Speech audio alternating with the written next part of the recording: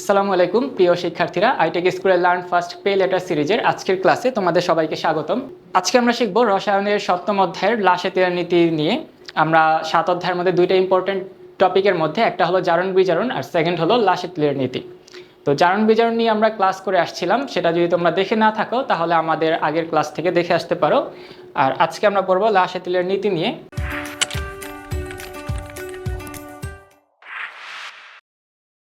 1800-1900 শতকের দিকে ফরাসি এক বিজ্ঞানী ছিল, বিজ্ঞানীর নাম হলো যে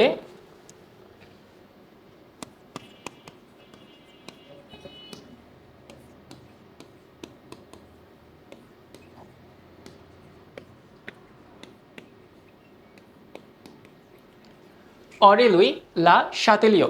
এটা হলো যে বিজ্ঞানীর নাম ছিল পুরাটা, ঠিক আছে। এখানে হেনরি হবে না, এটা হলো ফরাসি বিজ্ঞানী ছিল, এজন্য ওদের এটার উচ্চারণ হয় অন্যরকম। বিজ্ঞানীর নাম ছিল অরি লুই লা শাতেলিও। তো এই শাতেলিও কি করেছিল, উনি একটা নীতি দিয়েছিল, যে নীতিটা ওই সময় অনেক প্রভাব ফেলেছিল। নীতিটা কি, যে কোনো একটা উভমুখী বিক্রিয়া হওয়া লাগবে, ঠিক আছে।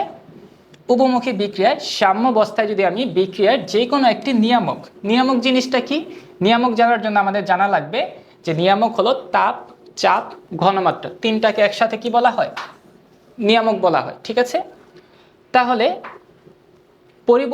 পরিবর্তন মানে কি, কমালে অথবা বৃদ্ধি করলে বিক্রিয়ার সাম্যাবস্থা এমনভাবে পরিবর্তন হয় যেন নিয়ামকের পরিবর্তনের ফলাফল প্রশমিত হয়। অর্থাৎ তাপ, চাপ, ঘনমাত্রা কমাই অথবা বাড়াই, যেটাই করি সেটা কি হবে, বিক্রিয়াটা সমতা থাকবে, ডান পাশ বাম পাশ, অর্থাৎ বিক্রিয়ক আর উৎপাদ সমান থাকবে। তো লাসেতিয়ার নীতির দুইটা আমাদের শর্ত আছে, একটা হলো বিক্রিয়া অবশ্যই উভমুখী হতে হবে, আরেকটা হলো সাম্যাবস্থায় নিয়ামক কাজ করতে হবে, ঠিক আছে। আচ্ছা, এখন আসো লাসেতিয়ার নীতির মধ্যে আমার তাপ, চাপ, ঘনমাত্রা, এই তিনটা জিনিস নিয়ে আমরা পড়বো আজকে। তাহলে তাপের প্রভাব ফার্স্টে আমাদের জানা লাগবে কি, তাপের প্রভাবটা কি। তাহলে যে সকল বিক্রিয়ায় আমাদের তাপের পরিবর্তন হয়, সে সকল বিক্রিয়ায় সাম্যাবস্থার উপর তাপের প্রভাব কাজ করে, মানে তাপের পরিবর্তন হবে। আমরা তাপ হারি, তাপ উৎপাদী বিক্রিয়া পড়ে আসছিলাম সেটা। এখন তাপের পরিবর্তন কিভাবে, এই যে ডেল এইচ দিয়ে আমি তাপের পরিবর্তন বুঝতে পারি। এখন দেখো এখানে একটা বিক্রিয়া লেখা আছে, এইখানে এই বিক্রিয়াটা ডেল এইচ এর মান ঋণাত্মক আছে, তাহলে তুমি কি লিখবে, যে এখানে ডেল এইচ এর মান ঋণাত্মক, তাই এটা কি তাপ উৎপাদী বিক্রিয়া। তাহলে তাপ উৎপাদী বিক্রিয়ায় অর্থাৎ কি, এখানে তাপটা জমা আছে, তাই না, উৎপাদে তাপটা জমা আছে। তাহলে উৎপাদে তাপটা জমা থাকলে কি, উৎপাদে বেশি আছে। তাহলে লা-শাতিলের নীতি অনুযায়ী আমি যদি এখানে সাম্যাবস্থা প্রয়োগ করি, ঠিক আছে, সাম্যাবস্থা মানে কি, দুই পাশ ব্যালেন্স রাখার জন্য আমি যদি একটা সাম্যাবস্থা প্রয়োগ করি, এটা কি ডান দিকে যাবে নাকি বাম দিকে সরে আসবে, কোন দিকে যাবে, যেদিকে কম আছে সেদিকে চলে আসবে। তাহলে এইখানে তাপ উৎপাদিত যেহেতু বিক্রিয়া, এটা উৎপাদে তাপটা জমা আছে, সেজন্য সাম্যাবস্থা কোন দিকে, বাম দিকে সরে এসে আমার কি করবে, বিক্রিয়ক অর্থাৎ N2 আর H2 এর পরিমাণ বৃদ্ধি করবে।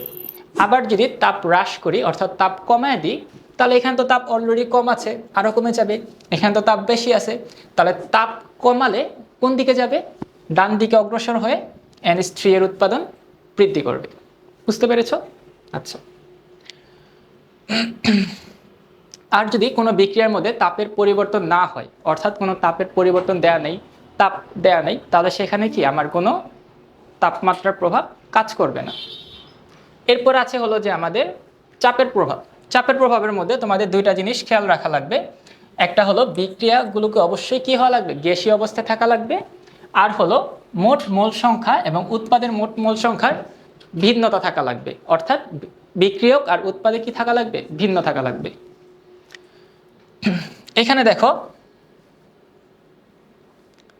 এখন চাপের প্রভাবের মধ্যে মোট মোল সংখ্যা মানে কি, এই যে দেখো N2, এটার সাথে কি আছে, মোট মোল সংখ্যা মানে কি সহগ, ঠিক আছে, যে এটার পাশে কি আছে, কিছু নাই, মানে 1 আছে।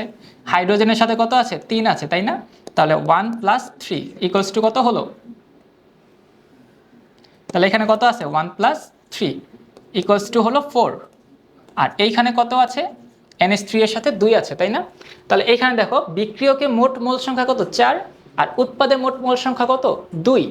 তাহলে কোন দিকে কম আছে, বাম পাশে বেশি আছে, ডান পাশে কম আছে। তাহলে যেহেতু এখানে 4 আর এখানে 2 আছে, আমি যদি এখানে সাম্যাবস্থা প্রয়োগ করি, তাহলে সাম্যাবস্থা প্রয়োগ করলে কোন দিকে যাবে, ডান দিকে সরে যেয়ে কি করবে, উৎপাদ বৃদ্ধি করবে। আবার যদি আমি চাপ হ্রাস করি অর্থাৎ চাপ কমায় দিই তাহলে কি হবে, বাম পাশে এসে আমার কি করবে, চাপ বৃদ্ধিজনিত ফলাফল প্রশমিত করবে। বুঝতে পেরেছো? আচ্ছা, আর যদি কোনো মোট মোল সংখ্যা যদি সমান থাকে, আচ্ছা ধরো কোনো বিক্রিয়ায় মোট মোল সংখ্যা এখানে আসলো 2 আর উৎপাদেও মোট মোল সংখ্যা আসলো 2, দুইটাই যদি আমাদের সমান থাকে তাহলে এখানে কি হবে, কোনো চাপের কোনো প্রভাব কাজ করবে না, কারণ দুইটাই সেম আছে, সেজন্য এখানে কোনো চাপ কাজ করবে না। এরপরে হলো যে আমাদের ঘনমাত্রার প্রভাব। ঘনমাত্রার প্রভাবটা একেবারে সিম্পল। যদি আমাদের কোনো বিক্রিয়ায় আমি যদি বিক্রিয়কের পরিমাণটা বৃদ্ধি করি তাহলে আমি কি উৎপাদটা দ্রুত পাবো, আবার যদি উৎপাদ বৃদ্ধি করি তাহলে বিক্রিয়কটা আমি তাড়াতাড়ি পাবো। সকল বিক্রিয়ার উপরে আমাদের এই ঘনমাত্রার প্রভাবটা কাজ করে। চাপের প্রভাব যেমন আমাদের কন্ডিশন ছিল কি, তাপের পার্থক্য থাকা লাগবে, চাপের ক্ষেত্রে ছিল মোট মোল সংখ্যার ভিন্নতা থাকা লাগবে, কিন্তু ঘনমাত্রা হলো সকল বিক্রিয়কের উপরেই কি এটা কাজ করবে। এটাই ছিল আমাদের লা-শাতিলের নীতির আজকের ক্লাস। তো আজকের ক্লাসটা যদি তোমার কাছে উপকার হয়ে থাকে বা ক্লাসটা যদি তোমার মনে হয় যে না ক্লাসটা থেকে আমি কিছু শিখতে পেরেছি, লা-শাতিলের নীতিটা আমি ভালো মতো শিখতে পেরেছি, তাহলে আমাদের কোর্সের একটা নির্ধারিত ফি আছে, সেটা আমাদেরকে প্রদান করবে, সো দ্যাট আমরা তোমাদের জন্য আরও ভালো কিছু করতে পারি।